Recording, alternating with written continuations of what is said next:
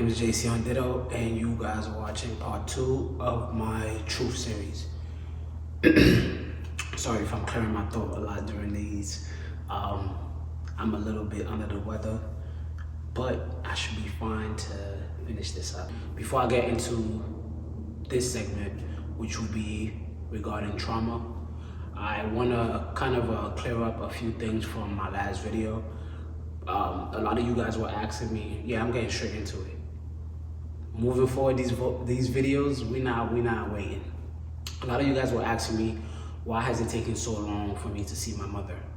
I'm actually gonna title.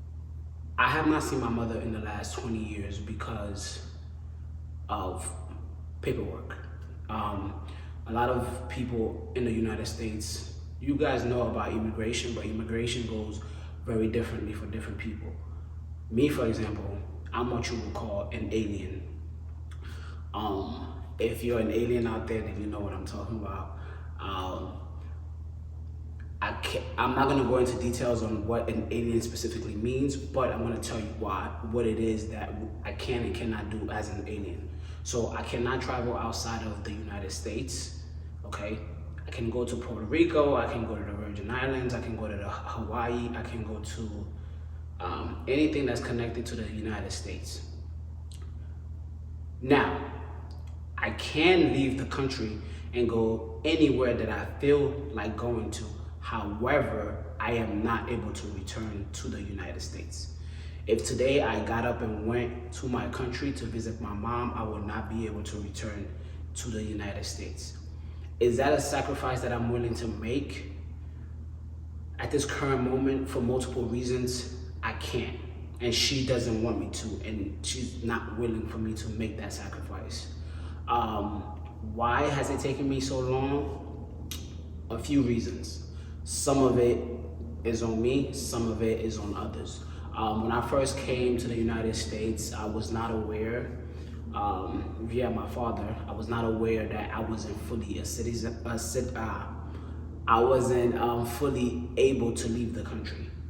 As a young person, you don't really, most of us, even non-immigrants, most of us do not have like our paperwork, our legal stuff, like your socials, your this, that, and the third. Your parents take care of that. So when my dad came to get us for me to come to the United States, I'm gonna speak for myself and nobody else because, yeah, I wasn't aware that I wasn't able to leave the country until I became, I think about 19 or 20, about that time.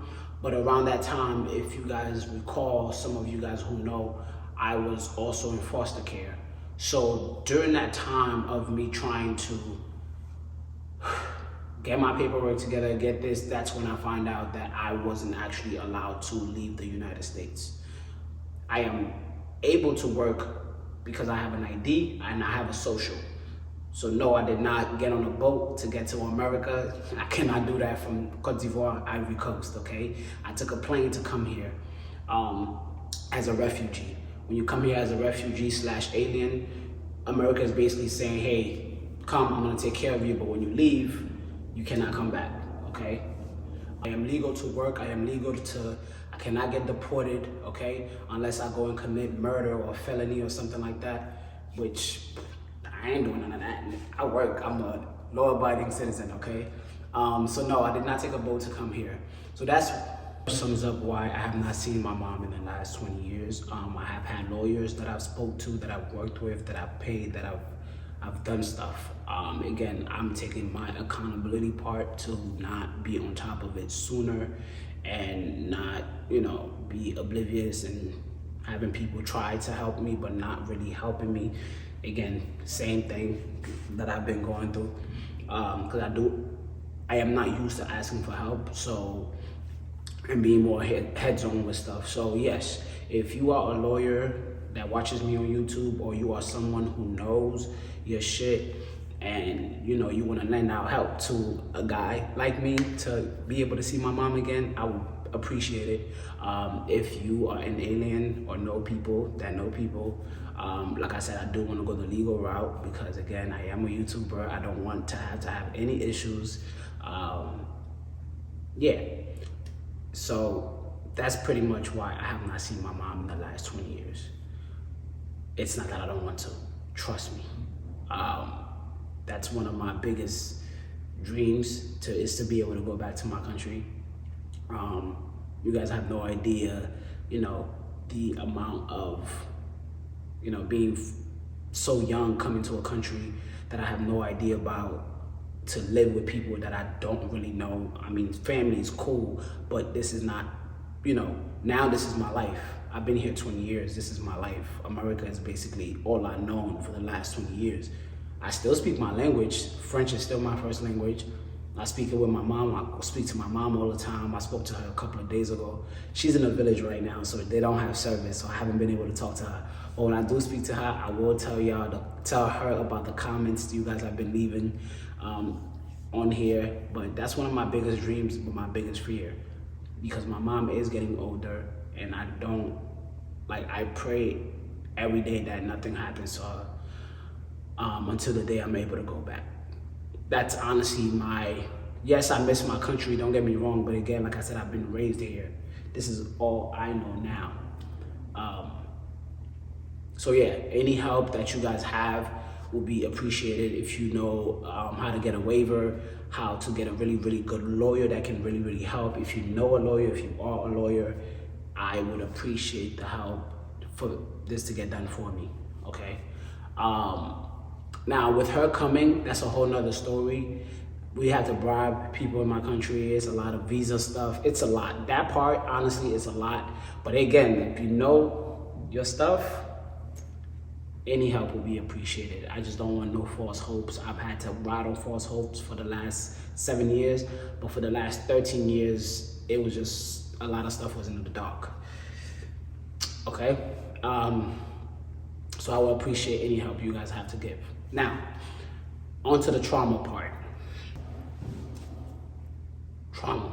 I want y'all to take a really good seat. And if you got a mirror, grab a mirror, because you're gonna need it, okay? Trauma comes in every shape, size, forms, in every way you can think of. And it's different for everyone. You may have similar stories, similar trauma. You could be trauma bond to other people, but the way you react to trauma and the way trauma affects you is different from others. So that's why I always preach kindness. I always preach understanding, because everyone's trauma is different. Some people's trauma causes anxiety. It causes depression. It causes mental illness. It causes causing. Okay, there's a lot. All right. I've been through a lot in my life, and as we go on through these series, you guys will learn a lot of it. We're gonna probably call these the couch talk, couch sessions, or something. You guys give it a name in the comments. I would love and appreciate that. But with trauma, we're gonna break it down first, and then we're gonna go to why you guys will need a mirror. Trauma starts early. Something as small as not hearing somebody tell you I love you, not having somebody be affectionate, whether that's parents, people around you, your friends, your family, cousins, brother, blood. Having people scream can cause trauma down the line. Abuse, physical abuse, sexual abuse can create trauma.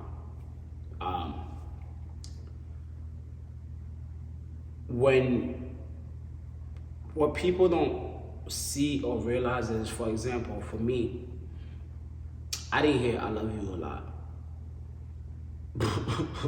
If I told my dad I love you, I think I probably told my dad I love you 4 times, and all 4 times were in America. He told me I love you probably twice in my life, and I think once was when he first met me, and the second time, honestly guys, I'm not gonna lie, I can't recall, but I feel like he has, because I want to give him some credit.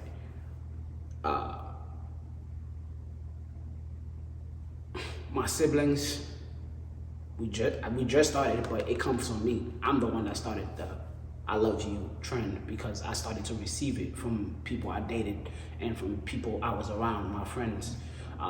This is something I learned here in America, probably in the last 10 years, that I started to say I love you. So you can basically say I started saying I love you to people when I turned 21. Other than that, it wasn't a thing at all. Verbal abuse. I was screamed at a lot as a child, a lot. So what that created was, I hate arguing. I hate people being loud. It makes me go from 0 to 100. I have two emotions. If most people who have dated me, which is why I say you might need a mirror, because I'm gonna take accountability a lot. With trauma, you can do two things. You will end up blaming people, right? Because two things can be right. You can blame people because the reason why you went through traumatic experiences was because of whether people or experiences you've had in your life, right?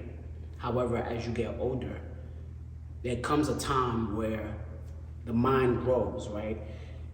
So you go through stages when it comes to trauma. You go through stages of oblivion, where you don't know what's going on, or you kind of know, like you see red flags, you know what's going on, you know what's happening, but if you don't know the definition of trauma or what trauma even is, you're just living in it. And then you realize what it is, but you're in denial.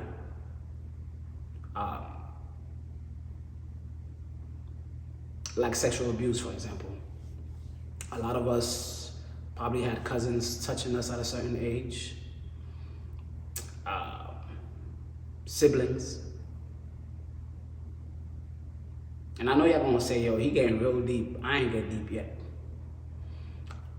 Everything that I'm gonna be doing for a while will be the tip of the surface, okay? But I'm gonna use this for me. I know my family and friends, a lot of my friends don't really watch my YouTube videos, and sometimes I actually like that. But being in a room by yourself where you can just express yourself, this is how I like to actually talk. So oftentimes there are people who already know about this, then there are others who don't. And it allows me to speak without being judged, because I can turn off comments, I can ignore comments, I can overlook stuff, I can do that. But this allows me to speak. And I told myself I am getting out of the idea of feeling like I have to hold on to things. I don't want to hold on to things anymore. I don't want to feel ashamed about anything. I don't want to hold back on anything. I don't want to be scared anymore. So, yeah. When you reach a point where trauma becomes a nuisance to your life, you have to take accountability and say, hey, grab a hold of yourself, stop being in denial, accept that this is happening, and do something about it. Because if not, you end up being 40, 50, 60, and you die in trauma. You're never able to keep a relationship because you're so angry, anxious, overthinking. You're a total crash out. I know some of y'all probably crash outs and think that what you're doing is okay. Putting your hands on people, screaming, being loud, calling people out their names, being rude. All of that is a part of trauma. You don't wake up out of the hospital bed when your mom gave birth to you and start screaming. Well, you do cry, but you don't call people names. You don't buy a gun and start shooting people. All of that is a part of trauma. Your environment is a part of your trauma, but it has to come a time where you have to take accountability and say, look, I know that this is not okay. Because we all know what's okay and what's not okay. We all know, hey, I did wrong here. But how many of us are able to look at ourselves and say, I am tired of my own shit. I need to fix this. Yeah, your daddy did it. Yeah, your moms did it. Your cousin did it. Your neighborhood did it. Yeah, you lived in the projects and blah, blah, blah, blah, blah. Cool. What have you done to get yourself out of there? That's what I had to tell myself. Literally this year, I had to say it to myself, like, what have you done to fix all of these things that you've been going through in the past couple of bunch of years, since you've been born to now, or when you realize that trauma was around you and crippling you? Because it has. Guys, I used to be in relationships and be so controlling, so like I will go from 0 to 100. So it's whether I was very calm, very shy, very quiet, very timid, let people walk over me. I had a lot of personalities. And I always call myself a puzzle because I can't figure myself out half the time. So how do I expect other people, whether it's my friends or the people that I date, to figure me out? So now, I'm not saying that my relationships have failed because of me per se, but it could have contributed to why a lot of my relationships didn't, succeed, whether it's friendships, relationships, whatever. And some had to end because they had to end, so I could end up with my girl. But all jokes aside, we have to stop blaming other people for the problems that we're in, because sometimes we are the problem. Okay? So, because I was so afraid when I was younger of making mistakes, being wrong, doing things wrong, because if I did something wrong, I'll be beat. And it's not a little beatings like, oh, little spanks here and there, and I'm gonna call it, no, beat. I was getting beat. Like, to the point where you could pick which switch you get from a tree branch, like beat. You feel me? Tubes, wires, whatever you could think of, I was getting beat. In school, I was getting beat. Teachers could beat you in school. So I was always getting beat. So when I came here, I was still getting beat. And that created me becoming not only very timid and scared and shy. So like, when I first came to America, I was very like this all the time. Like very, very quiet, very in a box, very to myself. Like I was I felt so small. Then when I got into like society and was able to be around certain people, my father made sure to keep me around white folks a lot, so I was around white people a lot, especially with me being in a school for newcomers, Liberty High School. Shout out to Liberty High School on 16th Street and 8th, if I remember. No, 18th Street and 8th. I was in a school for newcomers, so we had a lot of white folks there. So it was home, school, library. That's all I did. So over time, as a youngin', I started to lie a lot for little things. I was lying for little things. Even before coming to America, when I was in France, I started to lie when I didn't need to lie. A lot of the lies that I used to make didn't have to happen. Like, and it started small, me telling my dad, oh, I'm going to the library, but I'm hanging out with friends. Oh, I'm doing this, but I'm doing that. Oh, so that carried on to my teenage years. Now, don't get me wrong, I'm not going around just lying randomly to people. No, it started at home. And I became the type of person that would lie to not hurt people's feelings, to not disappoint people, to not, how do I put it? Literally that, to not hurt people's feelings, to not disappoint people, to not make people look at me like, why? Because I felt like when I told the truth to people, they would get mad, they would get angry. People didn't like me being honest. When I started becoming honest in my older age, I lost a lot of friends. I lost family. Um, and I laugh about it now because I know the difference between then and now. Now I don't care how people feel. I don't care. That's why I said I'm gonna say what I wanna say, when I'm gonna say it. I'm gonna act how I'm gonna act, how I wanna act. Because now I'm able to tell the difference between guarding my identity and who I am and what I believe in without trauma affecting that. I'm not gonna lie anymore to cover people's feelings, to hold on to our relationship. Am I gonna be nice about it? Of course, because I'm not an asshole. I'm not a dickhead. I'm not that person. However, I'm not gonna allow people to keep making me be that person who is trauma bond, right? I used to be very, very angry, very angry. I used to be loud. I used to speak loud, and I used to call that passion. I used to be like, I'm just passionate. That's just how I talk. Until I met my girl, and she used to tell me, why you go like you're so sweet, you're so nice, you're so calm, and then something makes you mad, you just blow up. I always felt like I was like that, but I needed someone to really let me know, like, yo, it's not that serious, calm down. And yeah, that comes with growth, but there are some people who don't grow. Some of us do not grow. Some of us aren't able to say, yo, I am angry. Yo, I am sad. Yo, I am depressed.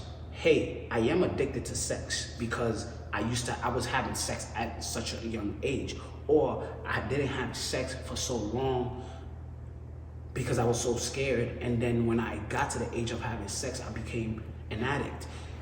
We all go through stuff that we are so afraid and so ashamed and so scared of dealing with because we are scared of dealing with ourselves. No one wants to know that they lie. No one wants to say, oh, I've been a liar before, oh, I've cheated before, because we look at those things as negative things. Your doctor might be addicted to sex. Your doctor, the president right now, he a whole freaking, but is he gonna take accountability and say, yeah, I am? I don't think me being a president is the right thing to do because I have this going on. We all have our dark secrets. We all have our problems. We all have flaws because we're humans. But those flaws can affect other people. Those flaws can hurt other people. Those flaws can put a scar on other people. If we don't sit and analyze ourselves, we won't be able to be around other people and make the world a better place, if I'm being very honest. And I know this might sound like cliche and all of that, but everyone in life has a way of touching somebody else. Whether it's me being on social media right now, talking to you guys on YouTube, you could be watching a streamer, you could be at work with a coworker. That might change your life for whatever reason. They might bring you food because you're starving. You've been starving all day. You've been starving all week. You haven't ate. You're just working to pay your bills. Your parents going to come in and making sure that your kids are taken care of. Like every little thing that everyone does in your life is a part of doing something and contributing something to society. But if we're all broken people, it's very hard for us to be good humans. And it's sad to say that I had to cut so many people off in order for me to be a better human. It sucks, but I had to. Family, friends. I had to just completely not, oh yeah, by the way, I'm cutting you off. No, blocked, ignored. I have to, because you're not gonna keep making me be that person. I need to be this person. I need to be able to be become whole and full. Because I refuse to become a crash out. I refuse. I'm not that person. You know? A lot of us be like, oh, I don't want to keep doing this. I don't want to be that person. I don't want to be this. Some of us have, some of y'all are probably in relationships right now with people that you know are not good for you. You know that. You're not going to marry them, or you can't be with them for the rest of your life. Let them go. It's okay to restart. It's okay to take that risk. Some of y'all have friends that claim they got your back, or they got this, or they're this. But all y'all do is probably go out, turn up, go out, turn up, go out, turn up. You ask them, yo, you want to come on this trip with me for my birthday? You got people that don't show up for your birthday, but show up for everything else. Or they won't show up for your birthday, and then the next week they want something out of you. You need to cut them off. You need to make the decision. However your life turns out is what you chose for it to be. I made choices after choices after choices. That's where I'm at now. I haven't seen my mom in 20 years. I have a lot of debt I have to take care of. I haven't been on YouTube the way I should have been. I wasted 4 years, if we're being honest. Where I could have been on YouTube right now, and I said this before, I could have been here right now. I've been on 90K subs for how long now? Probably 2 years. My consistency sucks. I'm inconsistent, not anymore. Because I made that promise to myself 2 weeks ago. Not anymore. I'm inconsistent a lot in my life. A lot. In a lot of ways. I'll start something I won't finish. I remember my old boss, Eon. He might watch this one day, but that's something I learned from him. Eon Chen. When I worked at my Japanese restaurant for 8 years, he's like, yo, your mind, you are brilliant. You're creative, you're smart, you're driven, you're ambitious, but you are so inconsistent. He's like, you start something and you never know how to finish it. And when he said that, I was like, bruh, why is this man talking about me? He said all these nice things about me, right? And I only took out the negative thing he said. And that wasn't him even being negative. That was him pointing out a flaw that I needed to work on. And that would have made me top notch. And he told me this last year. So if I would have listened to him last year, I would have been 10 steps ahead this year. Like, he laid it out for me. I just need to be consistent. And that was all around in my life. So my biggest downfall, even with every single thing that I went through, my biggest downfall is my consistency.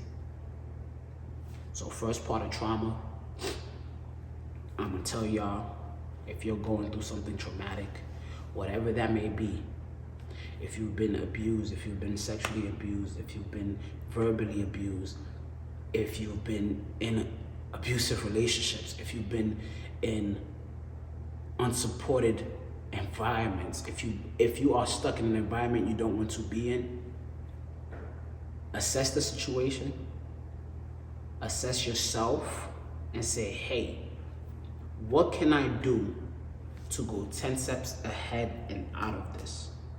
That is the best advice that I have to give for this current moment where I'm at now. I may have another advice for you in a year. No, matter of fact, I could have another advice for you in 3 months, 6 months, a year, 3 years, 5 years from now. I might even say scratch all of this, but for now, at this current moment, with the journey I'm going through in the last couple of months, from what I've went through this whole year and my 19 years before that, is assess what your problem is, what the trauma was, what it is that you need to work on yourself. Because in order to know what you need to work on, you need to know what you need. You're not perfect. None of us are.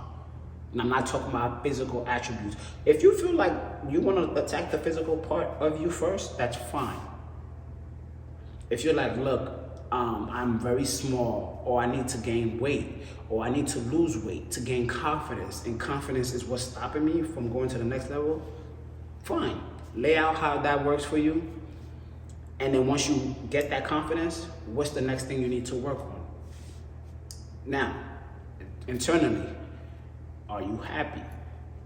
What can make you happier? Are you financially stable? What can make you financially stable? Are you, because when you broke, I don't care what nobody say. I ain't saying money matters, but money matters. Okay? When you don't have it, life is not as pleasant. It can make you, and as a man, it's one of the most crippling things ever. It's very, very hard to mentally feel at ease when your money is not where it's supposed to be, when you have responsibilities, anything. Like, it's very hard to maneuver in life without your finances being the way it needs to be. Like right now, when I tell y'all I am on a journey of healing everything, I mean everything. My mind, everything except for my body, to be honest, because I ain't gonna lie. Nah, but for real, I'm on a journey of healing, y'all. I've been through some shit. But we gonna assess me first. I'm gonna take accountability for a lot of the stuff I've done first. So, with that being said, for anyone that I've ever offended, been angry at, hurt,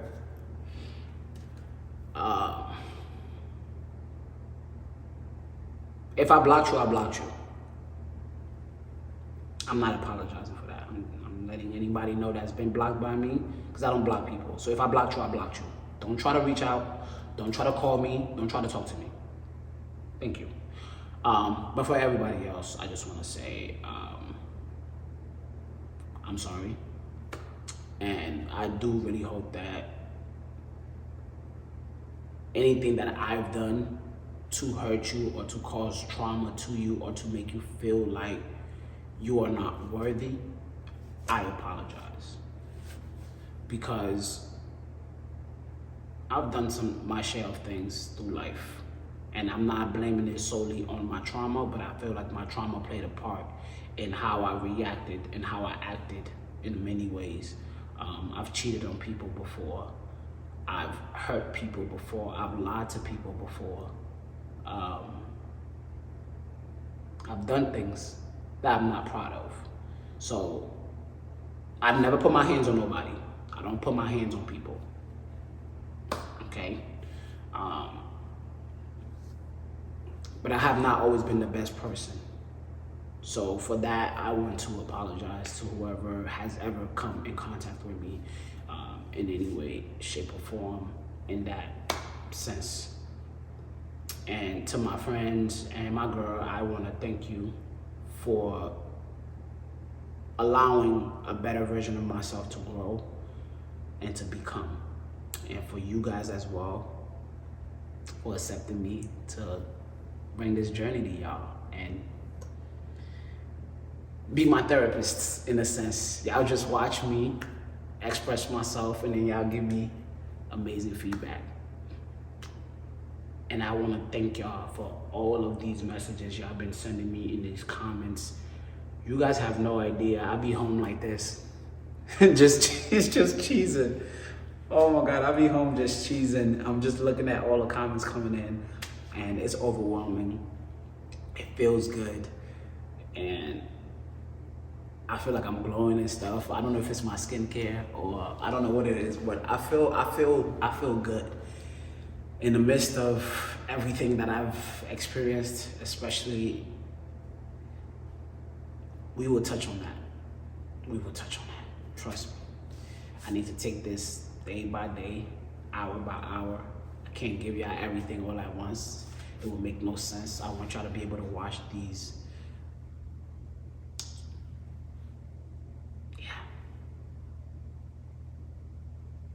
I hope I don't cry in none of these. I'm not gonna lie, because crying on social media goes insane. But I hope I don't.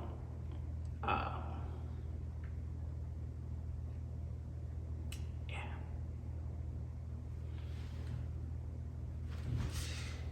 My name is Eon Chen, and this was my trauma. And we'll touch upon more of my trauma in the next episode.